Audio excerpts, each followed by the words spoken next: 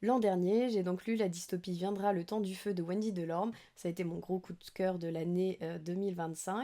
On se retrouve dans un pays dont les frontières sont complètement fermées. On va donc suivre le parcours notamment de femmes et de personnes marginalisées. Et donc même si c'est une dystopie qui décrit vraiment beaucoup de choses difficiles et malheureusement si proches de nos actualités, les actes de rébellion donnent vraiment de l'espoir, une force, une rage qui, moi, m'a fait beaucoup de bien et effectivement, j'avais envie de mettre le feu aussi. En début d'année, j'ai lu également une autre dystopie, donc Dissidente de Tosca Nouri, qui se passe en France, notamment pas mal à Lyon.